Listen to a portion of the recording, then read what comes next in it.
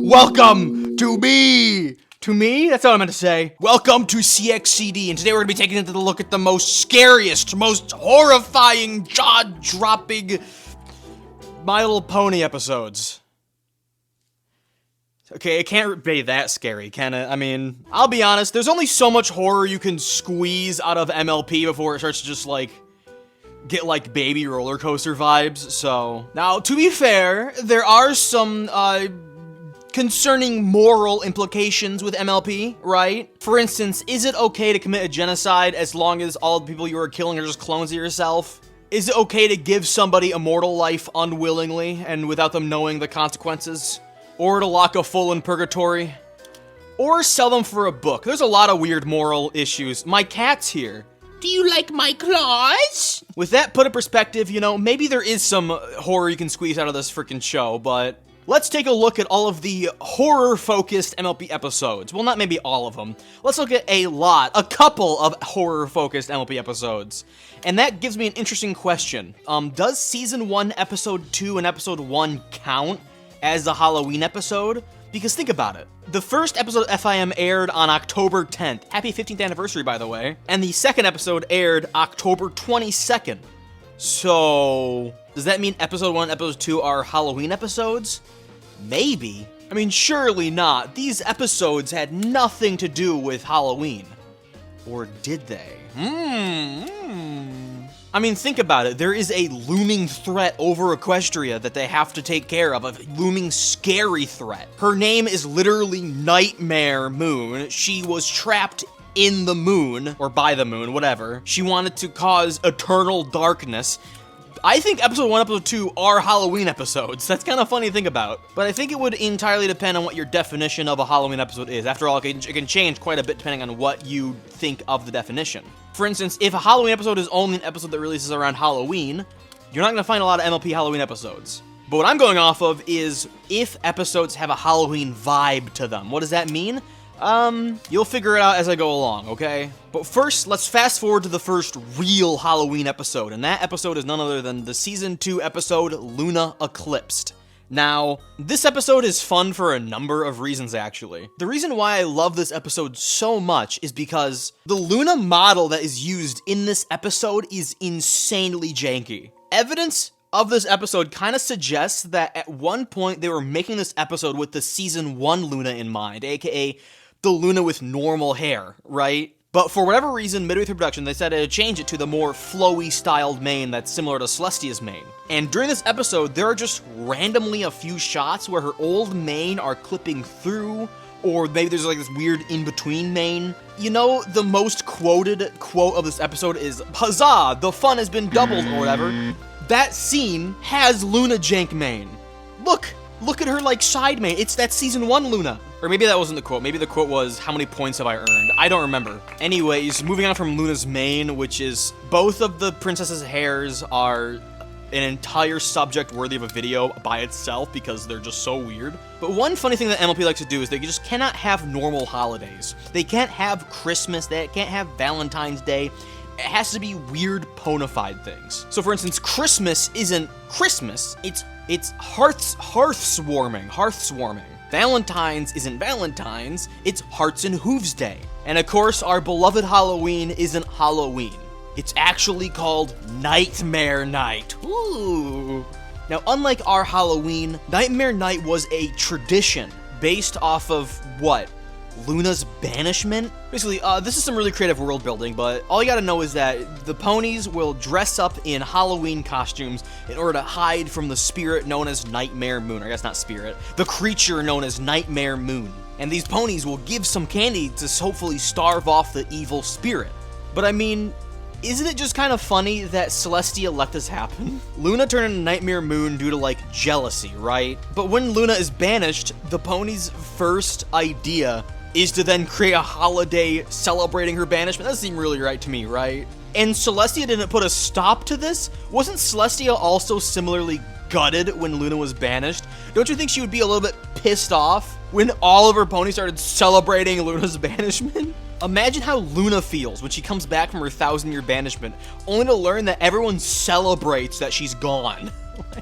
That has to sting, right? I mean, in Luna Eclipsed, I feel like Luna is less pissed off that ponies are scared of her and more pissed off that she's not getting into the celebration, you know? I don't think that she really has a problem with the holiday itself. But like, now me personally, if I was jailed for like, what, 25 years for attempting to coup the government, then when I got out, I learned that everybody started celebrating in victory when I was jailed once a year, I'd be a little bit pissed off. Also, as a side note, does anybody else just absolutely despise Pinky in this episode? She just grinds my gears in this episode. I don't know about you, but for me, I really don't like plots where the entire plot hinges on the fact that some character isn't willing to listen for 12 seconds to have the situation explained to them, right? It pisses me off even more when it's revealed in the episode that Pinky knows that Luna is a good person now, but was willingly causing mayhem. That pisses me off. Ah.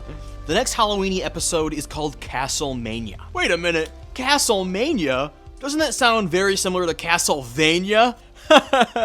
That's the joke. I believe did you just fart as you left? What the fuck? Castlemania is pretty much as close as MLP will ever get to literally just becoming Scooby-Doo, just outright. Shameless. The main six go off on an adventure to go explore the castle of the two sisters. And might I say that isn't it just all the more depressing that when Celestia banished Luna, her immediate reaction was to just abandon her old castle because it reminded her too much of Luna? That's sad. That's very sad. Also, didn't anybody find it kind of interesting that when the main six vanquished Nightmare Moon and turned her into Princess Luna, they were all, like, very surprised that Luna was Celestia's sister? You guys remember that? In my head, I kind of thought that Luna had faded to the history books and nobody remembered that Celestia had a sister. And it was a big, like, reveal that, oh no, Celestia had a second Alicorn sister. But the name of their old castle is literally the castle of the two sisters. The two sisters! Did not a single historian put on their thinking cap for more than 2 seconds? You know, maybe it isn't some big secret that Celestia had a sister, and maybe the main six were just surprised, because specifically Nightmare Moon was Celestia's sister. I don't know. Anyways, what was I talking about? That's right. Scooby-Doo! This episode's pretty fun. It's basically just the main six screwing around for like 22 minutes in a haunted castle that isn't haunted. It's just the main six themselves scaring each other for 22 minutes. But what's interesting is that this one isn't actually the only like Halloweeny episode of season 4. We get another Halloweeny episode, a mere I think like 3 episodes or something later. We get the greatest MLP episode of all time titled Bats.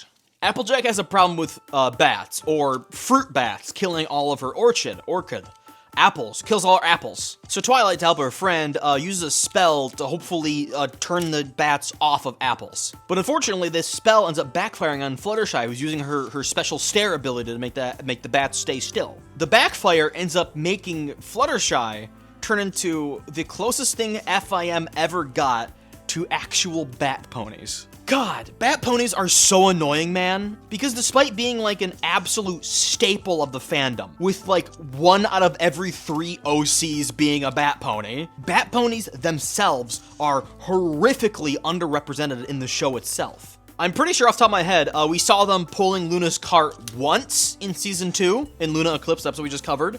We saw Fluttershy here, and then we saw season 5's finale, where they show up as like Nightmare Moon's guard.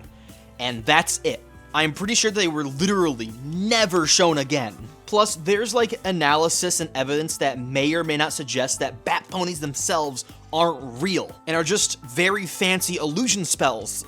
Like, for instance, Rainbow Dash here literally cannot be a bat pony. We know she was born a Pegasus. We know this. But she is very obviously a bat pony here until she takes off the helmet. Then her eyes go back normal, so illusion spell. But this episode is the closest thing we have ever gotten to actual bat ponies in FIM. They exist, kind of. They're real, kind of. And they are feral. Yeah, it turns out becoming a bat is literally, you become a bat. You are a bat. You have the mind of a bat. Fluttershy, or I guess Flutterbat now, is literally a bat. She has no personality anymore. This episode ends with them eventually turning the spell back and making Fluttershy back into a normal pony again. Yay! Or did they? Yeah, apparently they teased Flutterbat, like, retaining some DNA of the bats, but they never did anything with it, unfortunately. I thought it would have been really cool for there to be, like, a return episode, like, 2 seasons down the line, for instance, where, like, Flutterbat would become like a werewolf, where she'd come back once every month in a full moon. That'd be a fun episode. Unfortunately, we didn't get that. Why? Because, I don't know. Which is fine, I guess. I just wish they explored more Flutterbat in the series, that's all. They show it more in the comics, man. Why are you leaving out the comics? Are you forgetting the comics? They show it more in the comics. Anyway, the return of Nightmare Night is in the Season 5 episode titled Scaremaster. Or I guess one of the returns of Nightmare Night. Which, Scaremaster, the episode is, haha, get it? Another pun. Scaremaster. It's a pun off of the Season 2 episode. Season 1 episode? Whatever. Another episode called Staremaster. Get it? Scaremaster, Stairmaster. It's funny. Fluttershy has to confront her fears of Nightmare Night, and eventually, with the help of her friends, or not really the help of her friends, but she eventually overcomes her fear of, is that fucking Flutterbat again? Anyways, I'm running out of time, so we're gonna go ahead and hurry this bad boy up, and we're gonna start spitballing some episodes, huh? 28 Pranks Later is an obvious parody of the movie 28 Days Later. By the way, really good movie. Rainbow takes her pranks a little too far, and the entire town decides to gang up against her, and makes Rainbow Dash believe she's the main character of a zombie film. This is a kid's show, right? Do Princess's Dream of Magic Sheep. Magic Sheep? Magic Sheep is another episode that isn't really Halloween-y. I don't think it released near Halloween, but it does have some interesting themes. Princess Luna is participating in self-harm. This is a kid's show, right? Like, I'm not tripping here. Princess Luna made a creature known as the Tantabus to continually punish her over and over and over again so she would not commit the same mistake she did to become Nightmare Moon. This is a kid's show, right? It's up to the main six to prevent the Tantabus from escaping into the real world and causing havoc. This is also the same episode. If we ignore the self-harm for a minute, this is also the same episode where we get Princess Big Mac. And Flutterbat, again! Okay. And the last Halloween-y episode I would like to cover is actually from G5. Did you guys hear that? I think that was the sound of the engagement dropping off a cliff. Nightmare on Main Street.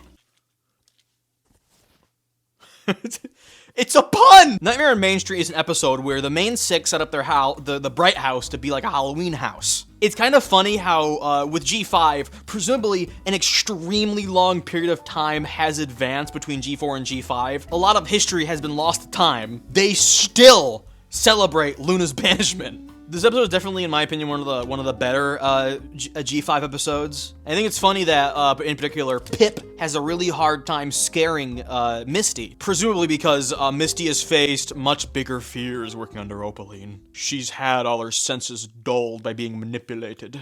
I think for Make Your Mark, all their outfits are relatively simple and basic. I think that the funniest outfit is definitely Sunny's outfit, where she's dressed up as a stoner. But later in Tell Your Tale, they actually get new outfits, which I think are actually much better than Make Your Mark outfits, because Sunny dresses up as Nightmare Moon in G5. That's really fun. And I think it may or may not have been foreshadowing, right? Because throughout a lot of Make Your Mark and Tell Your Tale, we obviously see Sunny struggling with the idea of being an alicorn, having all this responsibility to presumably rule an entire kingdom. It was explored even further in Tell Your Tale in the leaked episodes. I would not put it past Hasbro to make Sunny go nightmare mode down the line, because she's getting like stressed out with all the responsibilities or whatever, right? I just want to say that I think MLP is really not known for lightly sprinkling foreshadowing. They will dump it on you like a fucking garbage truck. Also, another really funny thing is the fact that Izzy in this episode is dressed up with like this patchwork, right? I'm like 90% sure this is a reference to cupcakes. I'm not even joking. This is a cupcakes reference, right? I'm not going crazy. Man, G5 is so fucking good sometimes. You can really tell that the people behind G5 knew what they were referencing, man. Anyways, that's about it for me, CXED. If you like this video, make sure to subscribe. My other channel, Wordna, is linked down below in the description. And remember, kids, always intolerance, huh? How do I meet the strangest men? They always seem to find me. Remember that time way back when I kissed a guy who ate his women friends?